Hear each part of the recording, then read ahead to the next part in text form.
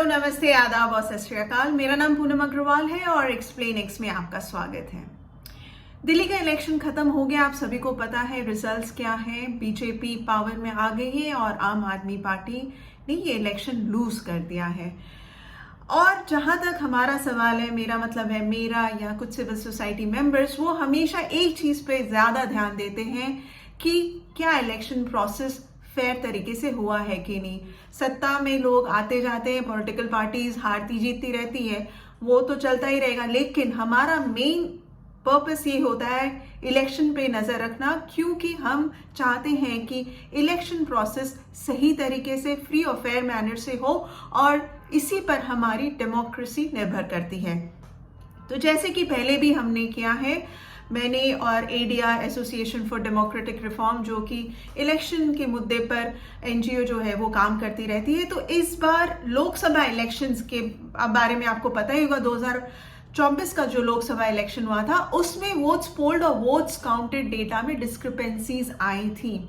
यहां तक कि उस मुद्दे को हमने बार बार इलेक्शन कमीशन से पूछा कि क्या कारण है कि इतनी सारी डिस्क्रिपेंसीज आई हैं वोट्स पोल्ड और वोट्स काउंटेड डेटा में। और आपको फिगर अगर आपको बता दूं कि उस समय हमने ये पाया था कि 538 पार्लियामेंट्री कॉन्स्टिट्यूएंसीज में या तो वोट्स ज्यादा गिने गए थे या वोट्स कम गिने गए थे।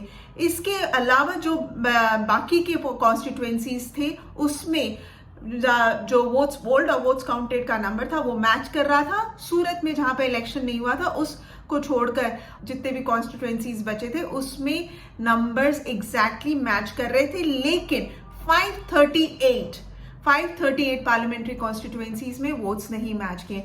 तो आज का वीडियो हम किस पर है? आज का वीडियो हम ये बताएंगे कि क्या दिल्ली इलेक्शंस में वोट्स पोल्ड और वोट्स काउंटेड का नंबर क्या वो मैच कर रहा है कि नहीं, कि कितने डिस्क्रिपेंसीज आएंगे।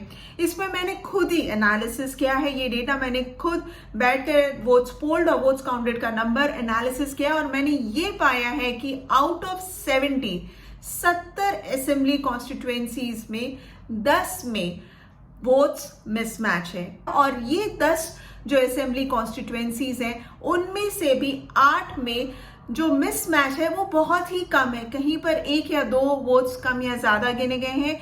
एक असेंबली कॉन्स्टिट्यूएंसी में 24 वोट्स आपके कम गिने गए हैं, लेकिन 2 असेंबली कॉन्स्टिट्यूएंसी में जहां सबसे ज्यादा नंबर ग्लेरिंग है वो है हरिनगर, जहां पर आपके देखे गए कि 787 वोट्स ज्यादा गिने गए।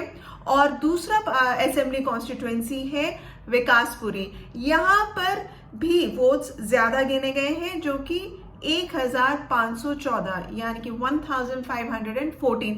इसके अलावा बाकी सारी असेंबली कॉन्स्टिट्यूएंसीज में वोट्स मैच कर रहे हैं। तो इसका मतलब क्या है कि जहां तक टेक्निकल प्रोसेस का सवाल है, हमारा जो इलेक्शन कमीशन जो हमारा प्रोसेस फॉलो करता है इलेक्शंस कंडक्ट करने के लिए, वो कहीं ना कहीं फुल प्रूफ है, जिस कारण हम ये डेटा भी पाते हैं जहां पर 60 असेंबली कॉन्स्टिट्यूएंसीज में नंबर्स ईवीएम के वोट्स एग्जैक्टली मैच कर रहे हैं। जितने वोट्स पड़े उतने ही वोट्स काउंट किए गए हैं। तो जहां तक इसका सवाल है, ये असंभव नहीं है।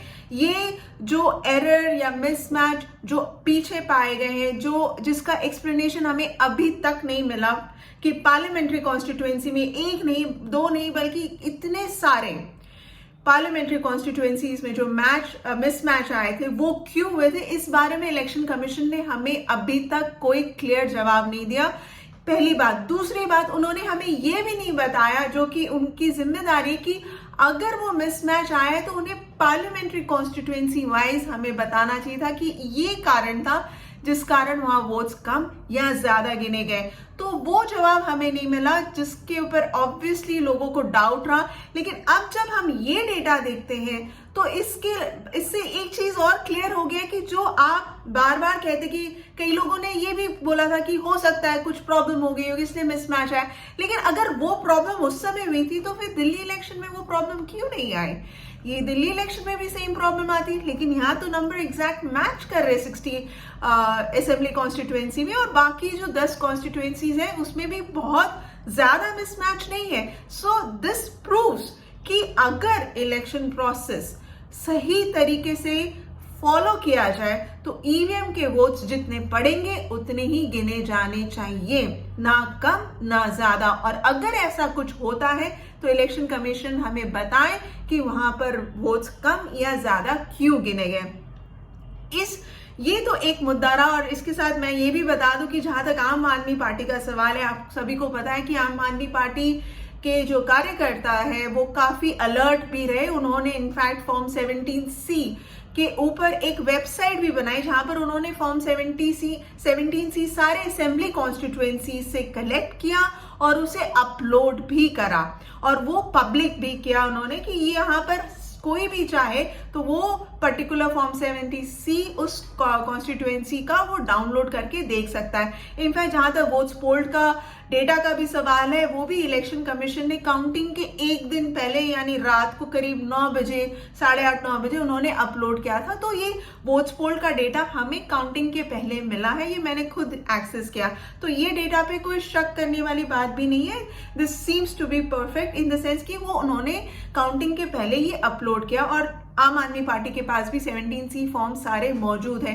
तो कहीं ना कहीं ये जहां तक इलेक्शन इस पर्टिकुलर एस्पेक्ट का सवाल है, ये लग रहा है कि पूरा अच्छे से इलेक्शन कमीशन ने फॉलो किया है। लेकिन इसके अलावा जो चीजें बार बार उठ रही हैं वो है number of voters being added, यानी कि यहाँ जो इलेक्शन के पहले नंबर ऑफ वोटर्स उनकी संख्या बढ़ा दी गई है। आपने पढ़ा ही होगा अभी हाल फिलहाल में क्विंट में एक आर्टिकल आया था जिसको हिमांशी दहिया ने उन्होंने प्रॉपर एनालिसिस करने के बाद एक रिपोर्ट करी, डीप डाइव किया डेटा के ऊपर। उन्होंने ये पाया, जो क्रक्स उन्होंने पाया कि 4 लाख वोटर्स ऐड किए गए पिछले 7 महीने में, यानी कि जो लोकसभा इलेक्शन 2024 से लेकर असेंबली इलेक्शन फरवरी तक 4 लाख वोटर्स ऐड किए गए। ये भारी तादाद में नए वोटर्स ऐड किए गए। तो इस पर बार बार सवाल उठाया जा रहा है कि नए वोटर्स इतनी भारी मात्रा में क्यों ऐड किए जा रहे हैं, वो भी इलेक्शन के पहले। और आपको याद ही होगा महाराष्ट्र इलेक्शन भी हुए थे, तो महाराष्ट्र असेंबली इलेक्शन में अभी हाल फिलहाल में ही राहुल गांधी ने भी जो कांग्रेस के राहुल गांधी है उन्होंने भी ये सवाल उठाया है, पार्लियामेंट में उन्होंने उठाया है कि 39 लाख नए वोटर्स असेंबली इलेक्शंस के पहले यानी जस्ट 5 महीने पहले ही वो ऐड किए गए थे। तो ये एक दूसरा एस्पेक्ट है जिस पर इलेक्शन कमीशन से सवाल उठाया जा रहा है बार बार कि ये जो नए वोटर्स है इतनी भारी तादाद में क्यों ऐड किए जा रहे हैं इलेक्शंस के कुछ ही महीने पहले, यानी असेंबली इलेक्शंस होने के कुछ महीने पहले ही ये वोटर्स कहां से आ रहे हैं, क्यों इतने सारे एडिशंस हो रहे हैं। तो ये दूसरा जो एस्पेक्ट है न्यू वोटर्स वाला, जो कि भारी मात्रा में ऐड करके नए वोटर्स को लाया जा रहा है जो वोट कर पा रहे हैं, इस मुद्दे पर भी कोई क्लैरिटी अभी तक नहीं आई है, इलेक्शन कमीशन ने नहीं दिया है। और सिर्फ दिल्ली नहीं बल्कि महाराष्ट्र इलेक्शंस में भी